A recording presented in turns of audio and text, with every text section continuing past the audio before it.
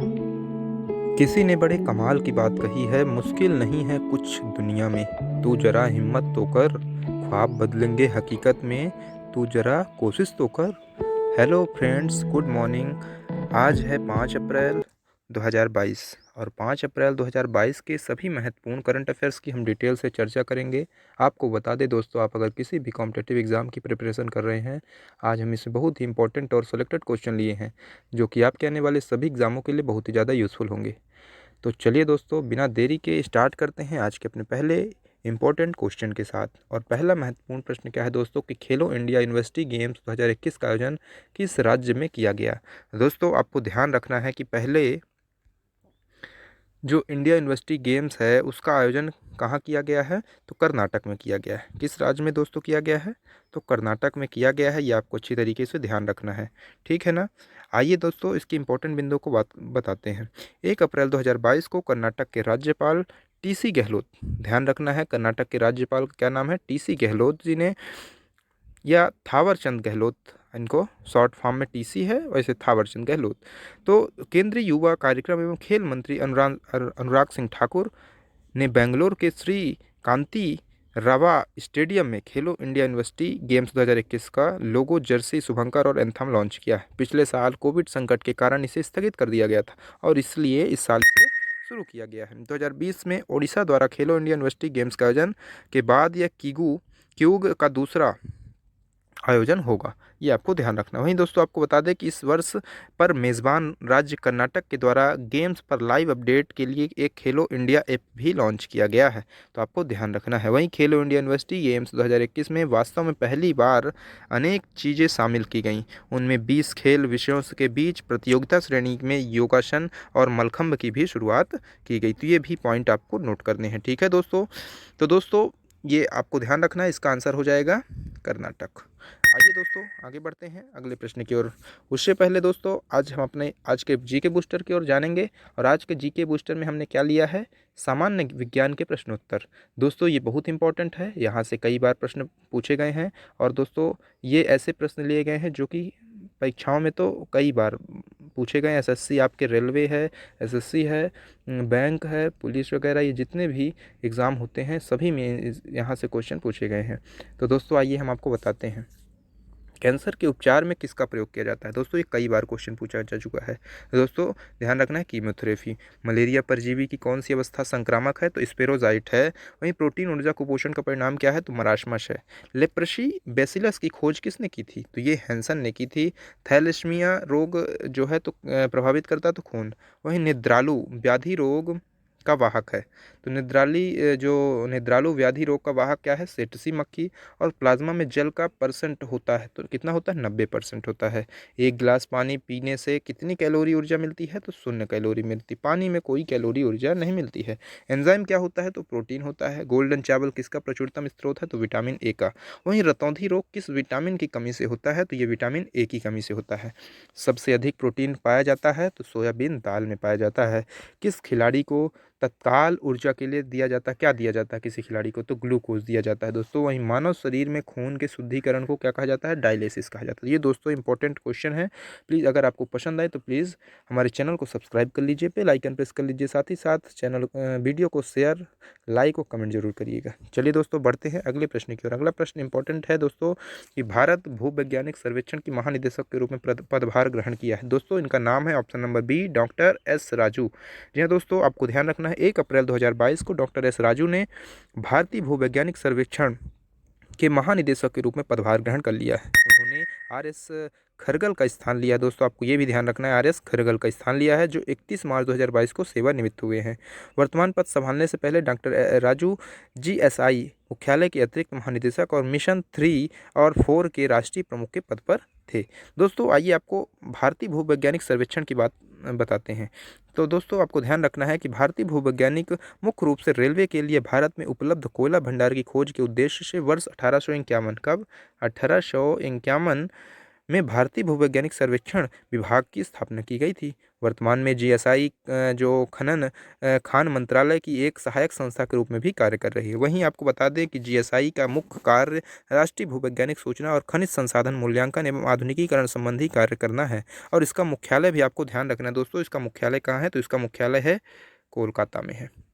ठीक है दोस्तों, तो ये आपको ध्यान रखना। चलिए दोस्तों बढ़ते हैं अगले प्रश्न का। अगला प्रश्न क्या है दोस्तों, किस पड़ोसी देश में आर्थिक संकट के चलते आपातकाल लागू कर दिया गया है। दोस्तों इंपॉर्टेंट प्रश्न है, ध्यान रखना है आपको। दोस्तों ये क्या है कि यहाँ श्रीलंका में, इसका आंसर क्या हो जाएगा दोस्तों, श्रीलंका में, ये जो इसका आंसर हो जाएगा। दोस्तों आपको बता दें कि श्रीलंका इस समय आज़ादी के बाद सबसे खराब आर्थिक दौर से गुजर रहा है और स्थिति के बाद से बद से बदतर की ओर जाती दिख रही है, ये जो स्थिति इनकी है। यहीं इसी बीच आपको बता दें कि श्रीलंका के राष्ट्रपति गोतबाया राजपक्षे, क्या नाम है श्रीलंका के राष्ट्रपति का, गोतबाया राजपक्षे, आपको ध्यान रखना है, देश में आपातकाल लागू कर दिया है। इस तरह सुरक्षा एजेंसियों को असंतोष से निपटने के लिए असीमित अधिकार मिल गए हैं। राष्ट्रीय आवास के बाहर हुए जबरदस्त प्रदर्शन के बाद यह कदम उठाया गया है। नाराज नागरिक देश में व्याप्त घोर आर्थिक संकट के मुद्दे पर प्रदर्शन कर रहे हैं। आपको बता दें कि आपातकाल 1 अप्रैल 2022 से लागू हुआ है, ध्यान रखना है, 1 अप्रैल से लागू हो गया है, ठीक है ना, तो ये ध्यान रखना है आपको।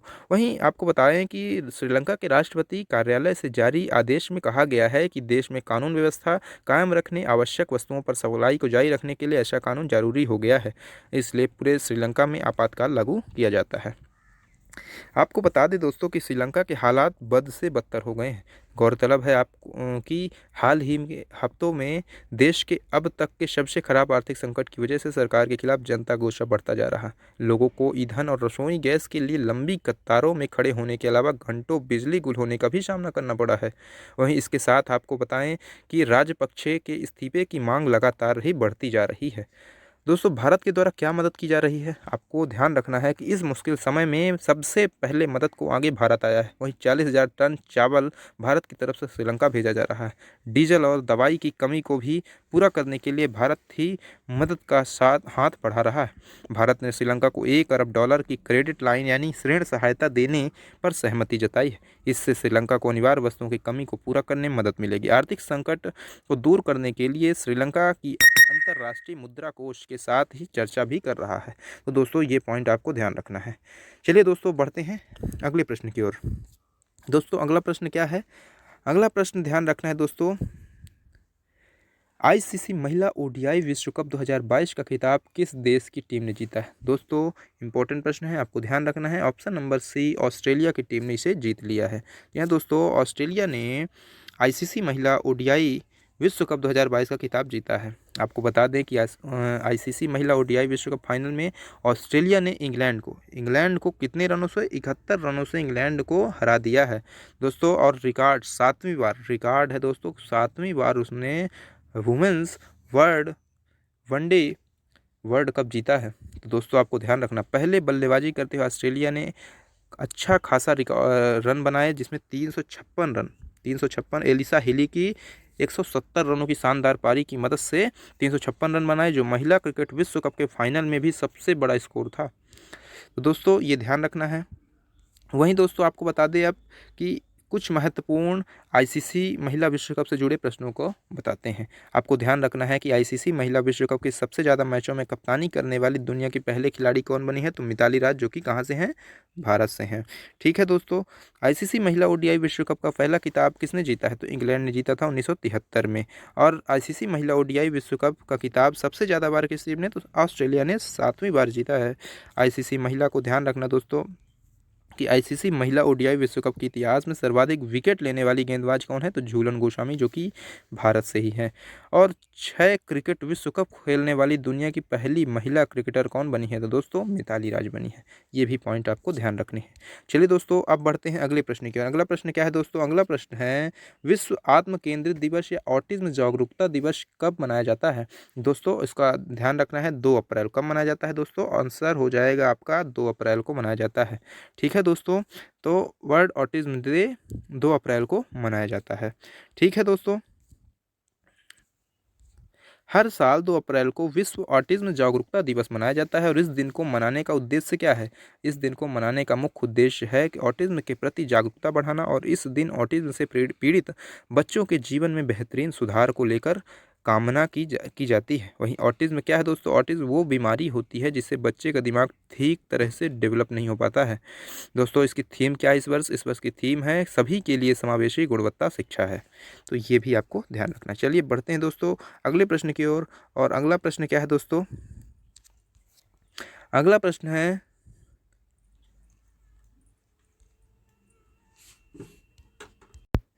सेना प्रशिक्षण केंद्र के नए प्रमुख कौन बने हैं? दोस्तों इसका आंसर हो जाएगा option number A, general S S महल बने हैं। या दोस्तों जनरल एस एस महल सेना प्रशिक्षण केंद्र के नए प्रमुख बने हैं। आइए दोस्तों कुछ संबंधित प्रश्नों को आपको बताते हैं। दोस्तों एस एस महल जो है तो राज शुक्ला का स्थान लेंगे। आपको बता दें कि आर्मी ट्रेनिंग कमांड दोस्तों इसकी स्थापना हुई थी 1991 में। कब हुई थी? 1991 में इसकी स्थापना हुई थी। और मुख्यालय कहाँ है? तो हिमाचल प्रदेश के शिमला में इसका मुख्यालय आपको ध्यान रखना है। दोस्तों अब बढ़ते हैं अगले प्रश्न की ओर। अगला प्रश्न है कि उपभोक्ता स्वास्थ्य सेवा के नए ब्रांड एम्बेसडर कौन बने? तो उपभोक्ता स्वास्थ्य सेवा के नए brand ambassador option number C Aamir Khan बन गए हैं। जी हाँ दोस्तों, आमिर खान उपभोक्ता स्वास्थ्य सेवा के नए ब्रांड एम्बेसडर बने हैं। आइए दोस्तों इसके इंपॉर्टेंट बिंदुओं की चर्चा करते हैं। दोस्तों आपको ध्यान रखना है कि फार्म इजी एक भारतीय स्वास्थ्य सेवा ऐप और ई कॉमर्स प्लेटफॉर्म है। इसकी स्थापना कब हुई थी? इसकी स्थापना 2015 में हुई थी। कब हुई थी दोस्तों? 2015 में हुई थी। और इसका मुख्यालय कहाँ है? तो इसका मुख्यालय मुंबई जो कि महाराष्ट्र में है। ठीक है दोस्तों, बढ़ते हैं अगले प्रश्न की ओर। अगला प्रश्न है कि सर्गेई लावरोव दोस्तों सर्गेई लावरोव किस देश के विदेश मंत्री हैं जो भारत के 2 दिन यात्रा पर आए थे? तो आपको ध्यान रखना है Sergei Lavrov option number B रूस के विदेश मंत्री हैं सर्गेई लावरोव जो कि 2 दिन भारत की यात्रा पर आए। तो दोस्तों आइए इसके इंपॉर्टेंट बिंदु की चर्चा करते हैं। ध्यान रखना है आपको दोस्तों कि सर्गेई लावरोव रूस के विदेश मंत्री हैं और भारत के विदेश मंत्री एस जयशंकर के साथ बातचीत की। रूसी विदेश मंत्री ने तेल की सीधी बिक्री पर भारी छूट की पेशकश की और दोनों पक्षों ने द्विपक्षीय व्यापार के लिए रूबल व्यापार व्यवस्था पर भी चर्चा की है। आपको बता दें कि रूस के विदेश मंत्री सर्गेई लावरोव ने प्रधानमंत्री नरेंद्र मोदी से भी बात की। वहीं रूस यूक्रेन युद्ध के बाद रूस के किसी अधिकारी की सबसे बड़ी भारत यात्रा थी। तो आपको ये पॉइंट नोट करने हैं। ठीक है दोस्तों, अब बढ़ते हैं अगले प्रश्न की ओर। अगला प्रश्न क्या है दोस्तों? कुछ इंपॉर्टेंट प्रश्न है दोस्तों, जैसे कि महिला वर्ग में किसने राष्ट्रीय भारोत्तोलन चैंपियनशिप में स्वर्ण पदक जीता है? दोस्तों ध्यान रखना है एन मारिया एमटी उन्होंने कुल 231 किलोग्राम वजन उठाया और राष्ट्रीय रिकॉर्ड बनाया है। तो दोस्तों गुरदीप सिंह ने पुरुष वर्ग में वहीं कुल 391 किलो भार उठाकर स्वर्ण पदक जीता है। इसका आयोजन 19 और 31 मार्च के बीच में भुवनेश्वर के KIIT विश्वविद्यालय परिसर में किया गया था। ठीक है दोस्तों, वहीं अगला प्रश्न क्या है कि केंद्र सरकार ने मार्च 2022 में दोस्तों जल जीवन मिशन के तहत वित्तीय वर्ष 2021-22 में राज्य और केंद्र शासित प्रदेशों को कितनी राशि जारी की है? तो आपको ध्यान रखना है 40,000 करोड़ की राशि जारी की है। 40,000 करोड़ में ध्यान रखना है आपको। वहीं हाल ही में राष्ट्रपति रामनाथ कोविंद जी ने किस देश की 3 दिवसीय यात्रा की? दोस्तों इसका आंसर हो जाएगा तुर्कमेनिस्तान की है। बर्मा है हाल ही में कौन सा बैंक स्मार्ट हब व्यापार कार्यक्रम और ऑटो फर्स्ट ऐप लॉन्च करेगा? तो इसका आंसर हो जाएगा HDFC बैंक। क्या हो जाएगा? HDFC बैंक इसका आंसर हो जाएगा। तो दोस्तों आज के ये इंपॉर्टेंट प्रश्न है दोस्तों, आपको ध्यान रखने हैं। प्लीज़ दोस्तों अगर आपको वीडियो पसंद आए तो प्लीज़ हमारे चैनल को सब्सक्राइब जरूर कर दीजिए, बेल आइकन प्रेस कर दीजिए जिससे आने वाली वीडियो का नोटिफिकेशन आपको मिल जाए। दोस्तों मिलते हैं कल। हाँ, साथ ही साथ शेयर कमेंट जरूर करिएगा दोस्तों और लाइक भी कर दीजिएगा अगर आपको पसंद आए तो।